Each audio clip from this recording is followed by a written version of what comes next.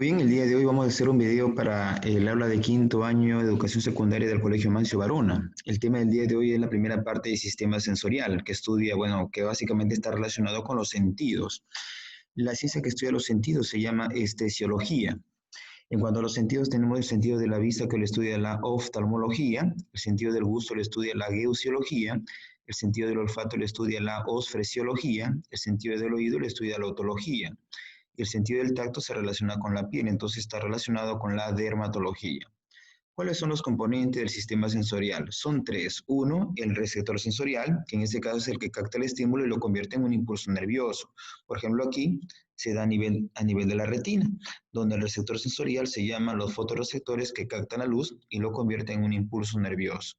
Luego ese impulso nervioso va a viajar por la vía nerviosa aferente, que en este caso está representado por el nervio óptico, el segundo par craneal, para ir mediante la vía visual hasta el tercer componente, que es el centro nervioso, que en este caso es el lóbulo occipital, donde se ubica el centro de la visión, donde se va a interpretar lo que estás viendo. Centro de la visión, lóbulo occipital, área 17, 18 y 19. Entonces el primer componente es el receptor sensorial, segundo componente la vía nerviosa aferente, y el tercer componente es el centro nervioso, en este caso el lóbulo occipital. Característica del receptor sensorial, tenemos especificidad. Los receptores sensoriales son específicos, obviamente, de determinado estímulo. Por ejemplo, los fotorreceptores captan la luz, los quimiorreceptores captan los sabores y los olores, los nociceptores captan el dolor. Segunda característica del receptor sensorial, codificación. A mayor cantidad de estímulo captado, mayor producción del impulso nervioso.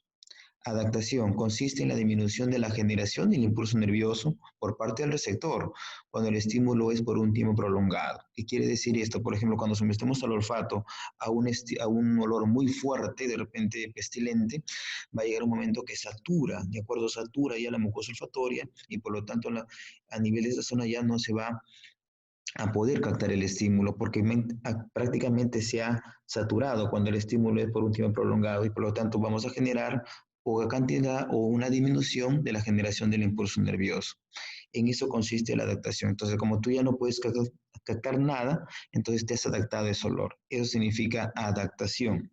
Consiste en la disminución de la generación del impulso nervioso por parte del receptor, cuando el estímulo es por un tiempo prolongado, ¿de acuerdo? Entonces, el estímulo, lo colocamos al olfato, satura la mucosa olfatoria, ya no producimos el impulso nervioso y por lo tanto prácticamente nos hemos adaptado.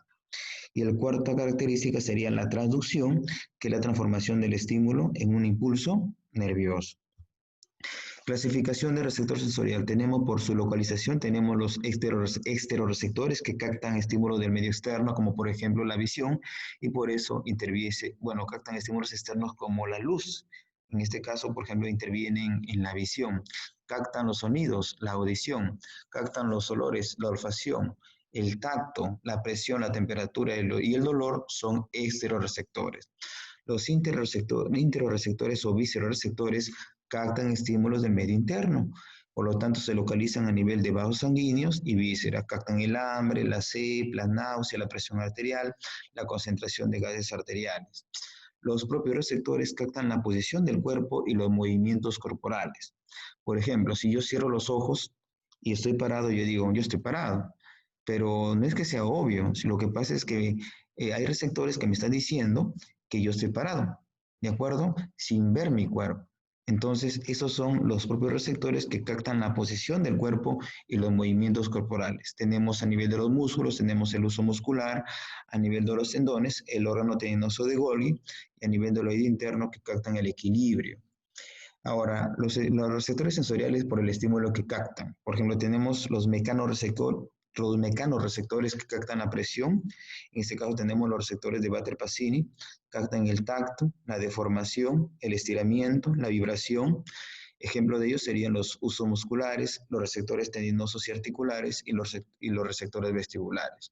Los fotorreceptores captan la luz, en este caso tenemos los conos que captan una luz diurna o vespertina, o sea, en la mañana, se activan en la mañana, y los bastones que captan una luz nocturna, o sea, se activan en la noche. Los quimiorreceptores captan sabores, como por ejemplo a nivel del gusto, captan olores a nivel del olfato, y los osmoreceptores controlan el equilibrio de los líquidos en el cuerpo. ¿de acuerdo? O sea, básicamente regulan las concentraciones de algunas sustancias en el cuerpo. Los termorreceptores captan la temperatura, como por ejemplo el calor es captado por los corpúsculos de Ruffini y el frío es captado por los corpúsculos de Krauss. Los nociceptores o nociceptores captan los estímulos dolorosos, o sea, captan el daño mecánico, captan el dolor. En cuanto a los receptores somáticos, vamos a ver de acuerdo a su velocidad de adaptación. Por ejemplo, los receptores somáticos de adaptación rápida tenemos 4 tipos. Los corpúsculos de Meissner, que son los de tacto fino, del tacto epicrítico, tacto fino, el plexo peritriquial que capta el tacto, los corpúsculos de Pacini que captan la presión más la vibración rápida, los receptores sinestésicos articulares, que obviamente son los que, son estos receptores que ayudan a los propios receptores. ¿Y cuáles son esos receptores sinestésicos articulares que ayudan a los propios receptores, ¿no? Que captan la posición?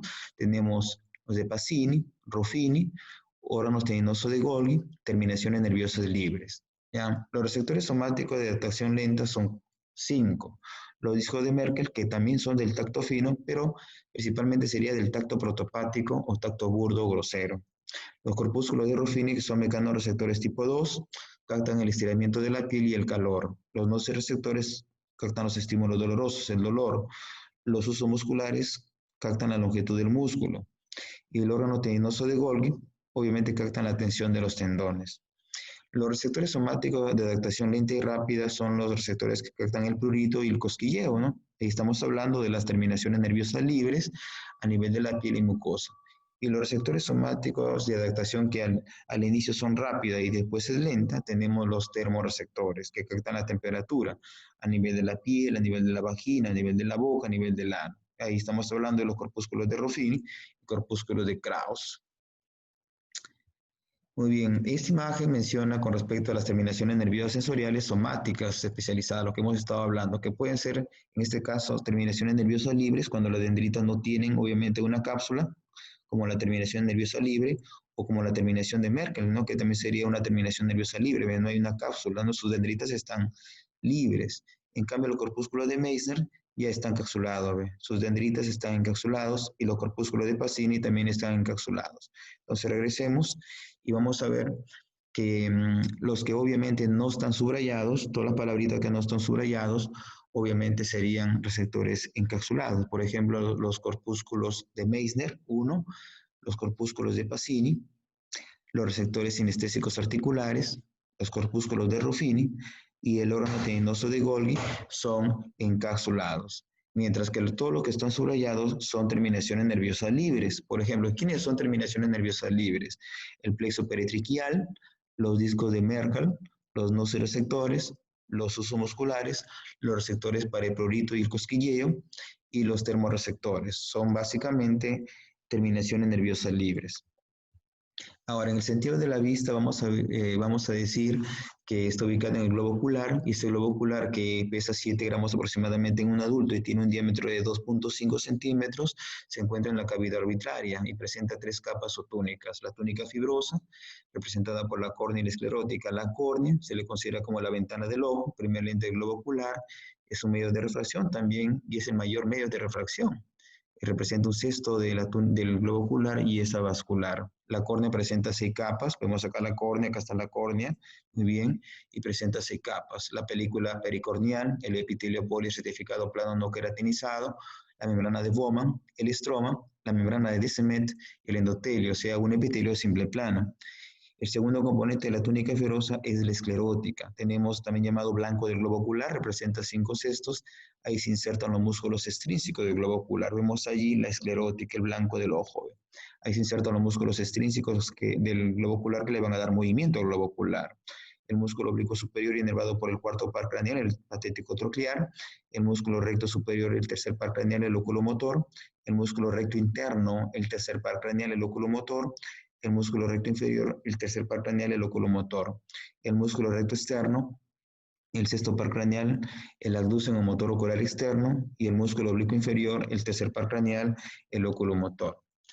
Entonces, la túnica fibrosa está formada por la córnea y la esclerótica. La túnica media o uvia o membrana iridocoidea, está formada por tres componentes: el iris, el cuerpo ciliar y la coroides. El iris es el diafragma del globo ocular, ahí se encuentran los melanocitos que producen la melanina para darle color al ojo. Por eso que el que le da el color al ojo es el iris. ¿Ya? Mientras más producción de melanina, el color del ojo será más oscuro. Luego tenemos el cuerpo ciliar, bueno, formado por el músculo ciliar que permite la acomodación del cristalino y los procesos ciliares que producen el humor acuoso. ¿Ya? Esta producción de humor acuoso, bueno, básicamente la presión intraocular normal determina la presión intraocular también, y la presión intraocular normal es de 6 milímetros de mercurio. Y cuando se produce gran cantidad de humor acuoso va a aumentar la presión intraocular. Esa patología se llama glaucoma, que es el aumento de la presión intraocular. El glaucoma es el aumento de la presión intraocular. Finalmente, el tercer componente de la túnica media sería la coroides. La coroides tiene una pigmentación oscura por la melanina y presenta abundantes vasos sanguíneos, y su función sería nutrir a la retina y la esclerótica. Nutre a la retina y a la esclerótica básicamente. Finalmente tenemos la tercera capa, sería la túnica interna o túnica nerviosa, representada por la retina. La retina es de color rojo, ya es la capa más interna del globo ocular, porque los vasos sanguíneos están expuestos, ¿no? Y se pueden verlo, visualizar los vasos sanguíneos directamente. Es el único tejido donde los vasos sanguíneos están expuestos y se puede ver, por eso es de color rojo. ¿Ya? La retina presenta 10 capas y presenta los fotorreceptores que captan la luz. Estos fotorreceptores pueden ser conos o bastones. En la retina se forman las imágenes y se diferencian en los colores. ¿Dónde se forman las imágenes y se diferencian los colores? En la retina. Tiene 10 capas, pero en este caso solamente hay 4, vemos 4 nomás, ¿ya? El epitelio pigmentario, que es el que capta la luz. Luego llegamos a la capa de neuronas fotorreceptoras, donde hay conos y los bastones. Y aquí el estímulo se convierte en un impulso nervioso que va a llegar a la capa de neuronas bipolares. Luego pasará a la capa de neuronas ganglionares, y los axones de la capa de neuronas ganglionares formarán el nervio óptico, el segundo par craneal. Y a través de la vía visual va a llegar a la corteza cerebral a nivel del lóbulo occipital, donde se ubica el centro de la visión, que es el área 17, 18 y 19. En cuanto a la capa de neuronas fotorreceptoras, encontramos la capa de fotorreceptores, que es de dos tipos, los conos y los bastones. Los conos son aproximadamente 6 a 7 millones, contienen un pigmento llamado iodoxina, y obviamente se activan o captan la luz intensa, o sea, una luz diurna, y su visión es más precisa, pues tienen una visión precisa. En cambio, los bastones, 120 millones, contienen un pigmento llamado rodoxina o púrpura visual, y obviamente se activan en una luz escasa, o sea, una luz nocturna, y su visión es menos precisa. Entonces, los conos se activan en el día y los bastones se activan en la noche. ¿Ya? Entonces, en la capa de fotorreceptores tenemos dos tipos de fotorreceptores que captan la luz: los conos y los bastones. Los conos son de 6 a 7 millones, contienen un pigmento llamado iodoxina, y básicamente captan la luz intensa, una luz diurna, o sea, en la mañana, se activan en la mañana, y su visión es precisa. ¿Ya? En cambio, los bastones, que son aproximadamente 120 millones, ya contienen un pigmento llamado rodoxina, y por lo tanto, también llamado púrpura visual, y son los que captan una luz escasa, o sea, una luz nocturna.